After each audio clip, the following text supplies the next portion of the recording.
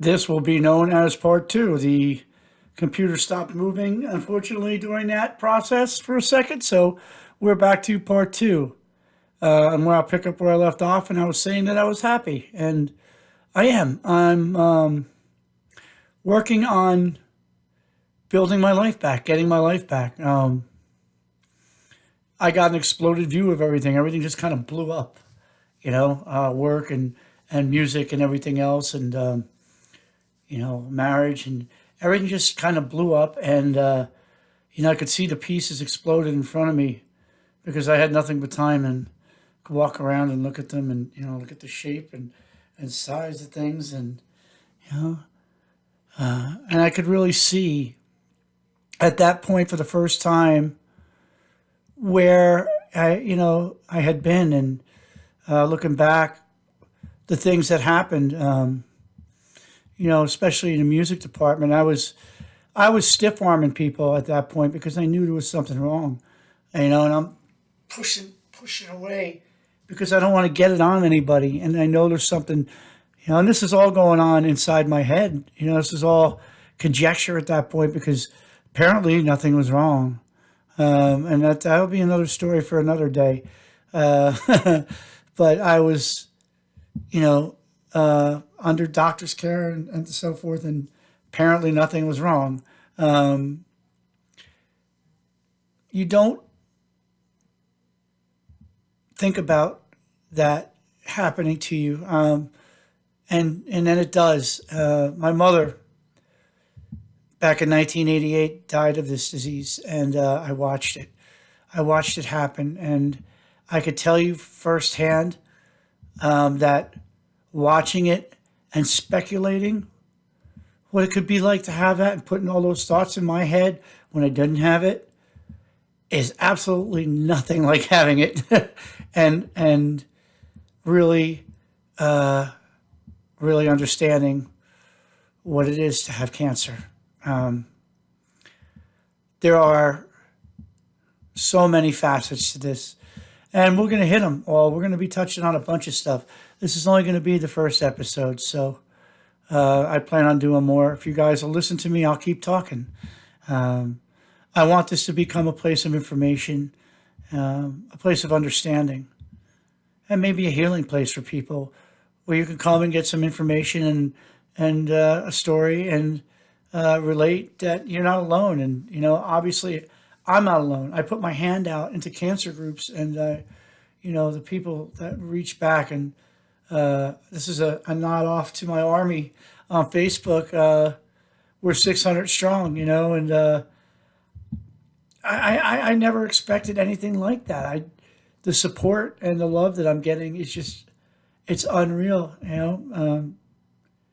People keep coming to me and telling me that the things that I'm doing and saying are inspirational. And I hope to God that's true because it means that I'm giving back and I'm able to help some people do some things that maybe they wouldn't do. And I'm here to tell you with stage 4 lung cancer to get up off your ass and don't let this shit kill you. Do not give in. Do not give in. Look, God, in my eyes, sees fit for everything to be the way it is. And if that's the case, I'll know. But until then, I was put on this earth to live and to help other people and to do whatever it is that we're supposed to be doing. And that's what I'm going to do. I'm not going to lay down. I'm active. I'm still playing the drums. I'm, returning to work. I'm active around the house. Chrissy and I are busy. It's not something that I plan on giving into, and I haven't.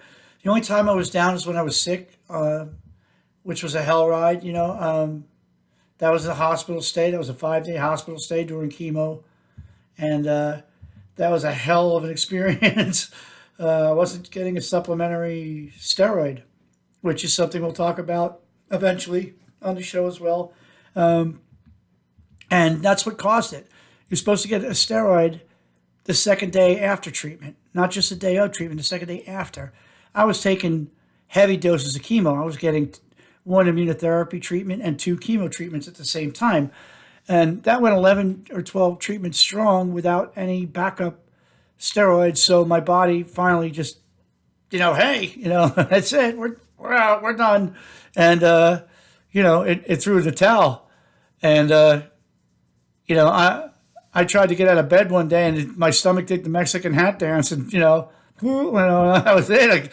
I was dry heaving for 2 weeks and throwing up. I couldn't keep solid food in my body. I couldn't keep anything in my body. I was dehydrating. They didn't know what it was or how to stop it. So I was put in the hospital for 5 days. And on the third day, I was in the bed. I woke up in the bed late at night, and I was alone. It was about 3 or 4 in the morning. And I looked out my window, and I was over a river. And I watched the water play in the light as it went. And I watched it flow. And I thought about my life, how my life did the same thing, the ebb and flow of my life, obviously. And I looked at it and I said, well, maybe it's time this is it. Maybe this is it. Maybe the shores, are coming up, and the river's going to dry up. Maybe, you don't know. And, I said to myself again, I said, I'm still on this earth. I'm still here, and there's got to be a bigger reason for it. There has to be, in my opinion. And if you're religious, I am. I'm not going to come and throw a Bible and hit you in the face with it. I believe in my Creator is God and Jesus, and I believe in a lot of things. That's for me, But I believe He put me here for a reason, and there's things that I'm supposed to be doing. So it might not be just for me to enjoy the rest of my life. Maybe I'm here for something else. Maybe I'm here for you. Maybe I'm here to help somebody else or witness something, to add something. Who knows? Who knows? But there's a reason. And while there's still breath in this body, it's going to get up and it's going to go to work. And it's going to play the drums. Drumming is one of the only things I have to give back to people on earth. And I want to give that to everybody. That's my gift. One of them. I could talk. I'm always here. I love you guys. I do. I can't believe the amount of support. It's just been unreal. And this is about the 6-month mark. So this is about a half a year State of the Union address I'm giving here. And I can tell you that life is okay. Life is good, Am I always, after each scan that I've gotten, I've had scares. They thought it was a brain tumor, and I got to wait for the dreaded scan. And, you're shitting your pants waiting for these things to come back. And, is there going to be a lobster-sized tumor in my brain?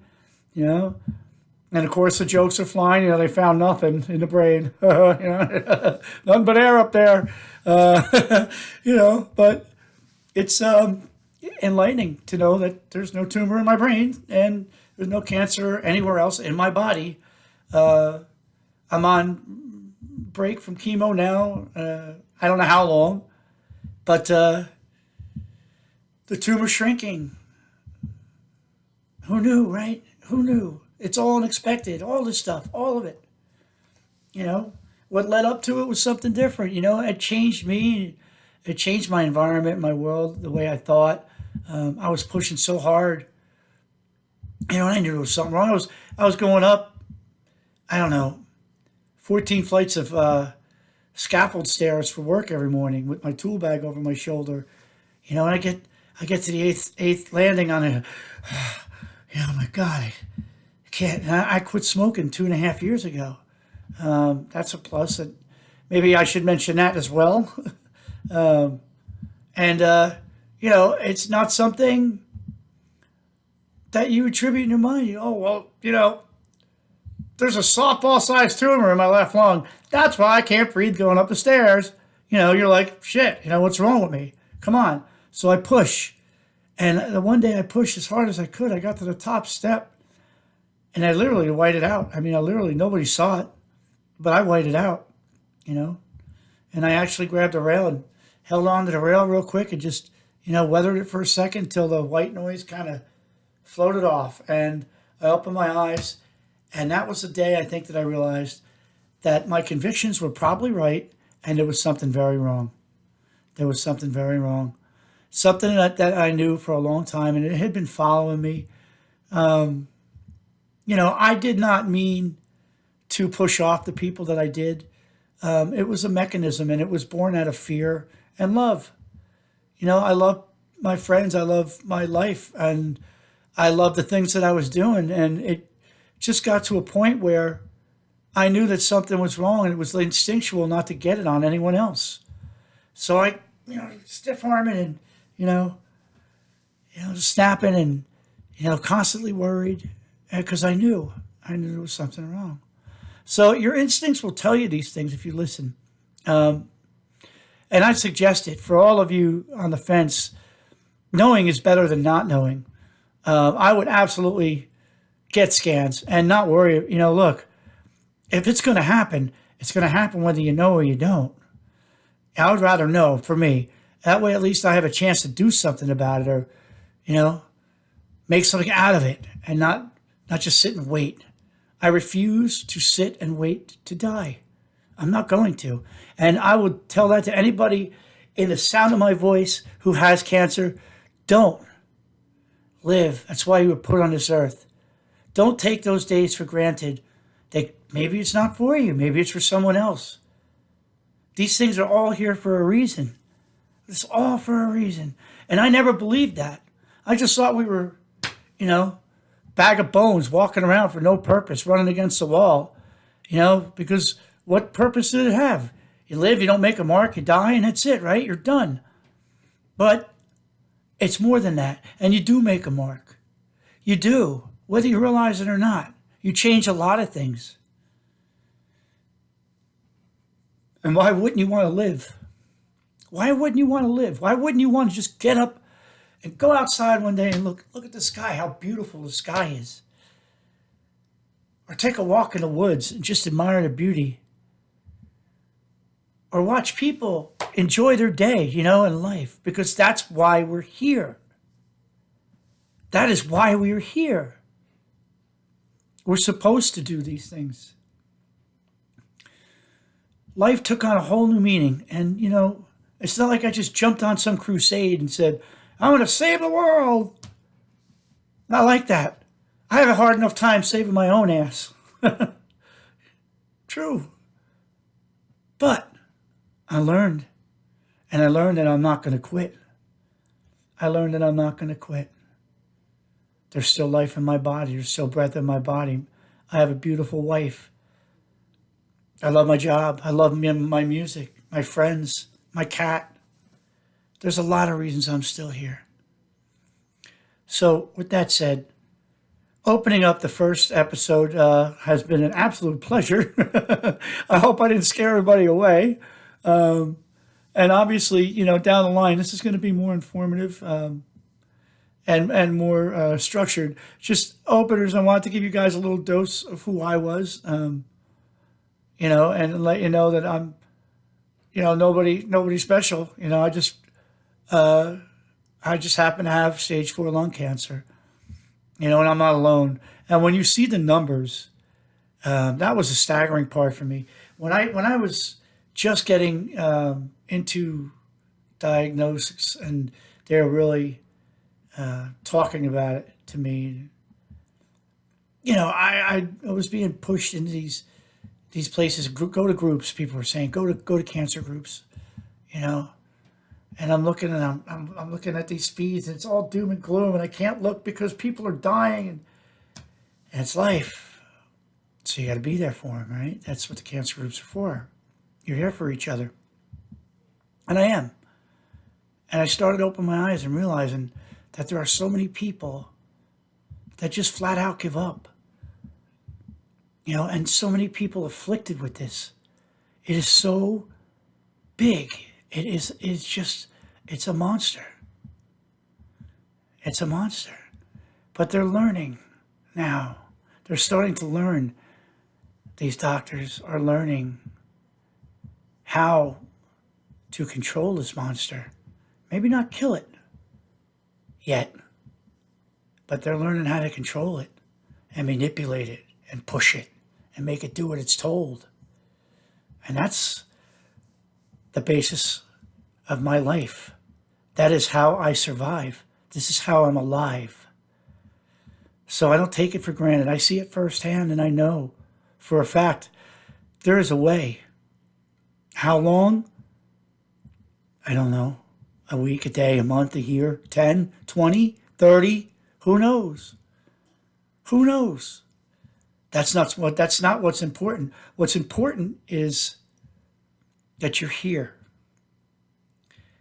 And you could change yourself or change others or change something while you're here. You're here for a reason. Don't waste your time sitting back trying to figure out what it might have been. Get back into life and let it be what it is. And with that, I hope to God you all have enjoyed the first installment of Joe Talk. And it's been my pleasure to be here.